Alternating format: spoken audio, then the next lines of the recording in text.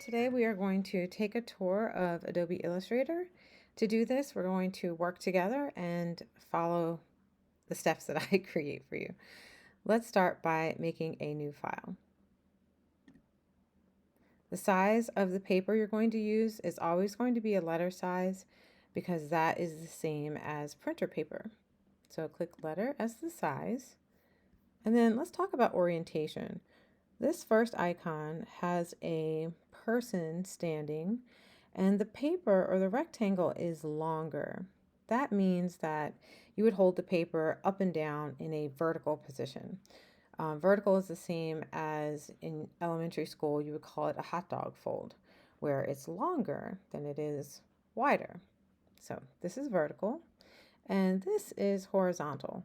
Horizontal in elementary school would be like a hamburger fold, but it's wider than it is taller. So basically you're turning your paper more of a sideways position as if you were looking out across the horizon. So today we're going to use the horizontal position. So you're going to keep that and choose create. So now you have a blank piece of paper, and we're going to just look around the outside edges of the program, and then we'll practice some of the tools. At the top, you have your Apple. That lets you know you're on an Apple product. We have Illustrator. That's the name of the program we're using. If you click on it, at the end of class, we'll always choose Quit Illustrator before we close our MacBooks. We have File, Edit, Object, Type, Select, Effect, View, and Window. Now at Window, I want you to practice using two different workspaces. So scroll down to Workspace, pause, and I want you to go, first let's look at Essentials. So change your screen so that you can see what Essentials looks like.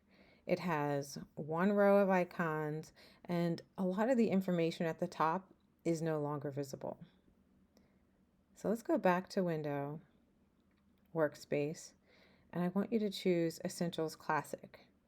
Suddenly we have two columns and we have a lot more information here. This is the one that we are going to use. So you can keep this here. Going across the top, we have magnifying glass, date, time, etc. On the right, I believe when you first open this, you see a lot of information here on the right. We're going to collapse this, and you're going to touch these double arrows where it says collapse to icons. So touch that so that you have more space to work with. Going around the bottom, we have our percent of magnification and the tilt of the paper. So this says rotate view, and this one, I can't get the thing to pop up, but you can see the numbers change, that if I zoom in or zoom out, the percent changes.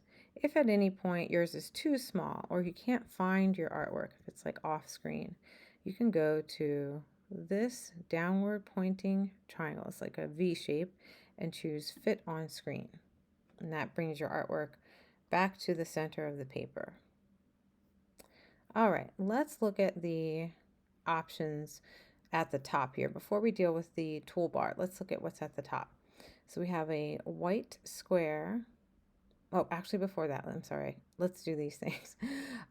This red X will close out your window. So if at any point we need to remove a window, you can touch the red X. This is minimize, this is make it bigger. This is our home button. If any time we need to go back to the screen that welcomed you into Illustrator, you would click on the home button. Here's a white box. This tells you the color of the fill. So if we make a shape, it'll be filled with this color. So today we're going to use white. And this is the outline. The outline is black. So if you're making a shape today, it'll have a black outline. For the stroke, this is the brush stroke. We want to increase that to 2. And the rest of this will stay the same. We want a uniform line, 5-point round, and we want 100% opacity. So all of this stays the same. We don't have to change anything there. Now, let's look at our toolbar. We have first the selection tool.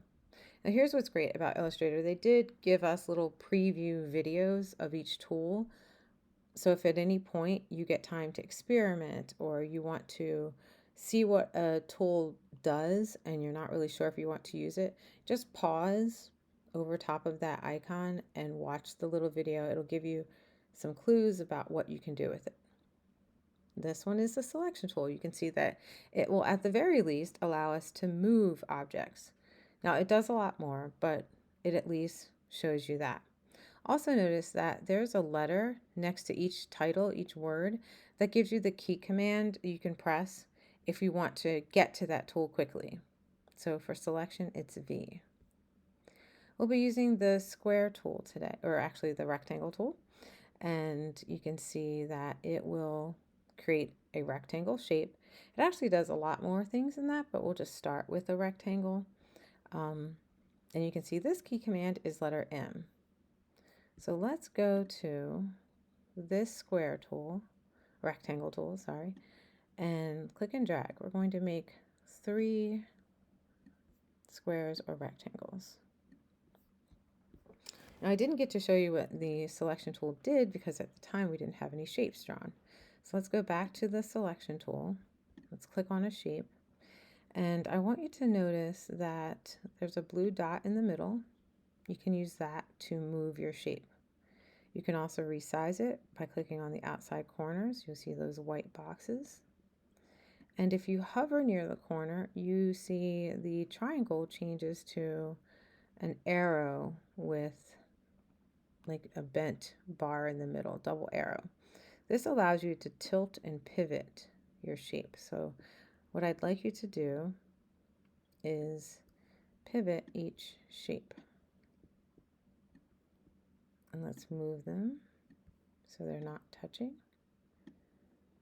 All right, so we have all 3 shapes on its corner. There are these little circles in the boxes, and we'll talk about those in the next lesson. So we've covered the selection tool and we've covered the rectangle tool. We will be using other tools in here, such as the shape builder, but I'll skip those for now. We have another repeat of what's up here. This just reminds you of the fill and stroke. Going up on this side, we will be using this free transform tool, but again, that'll be in the next lesson. And as I go up, we have the curvature tool, and next to that is the pen tool. We will be using these at a later point. And then you have direct selection. You can see in this video that if we use this, you can click on one of the white boxes and reshape your object. Okay, so this ends our tour for now. We'll get into more details. What we're going to do is save your work. So let's go to File, Save As, Save to the Creative Cloud, and you're going to give this paper a title of Tour. Call mine Tour 2024. You can call yours Tour anything. It could be any year, any number. I'll say Tour 5. All right, so we'll choose Save. And you can see that the title is here. It has a cloud next to it, and it ends in AIC, and that lets us know that we have saved it correctly. Okay, we're done with our tour. Let's start our first project.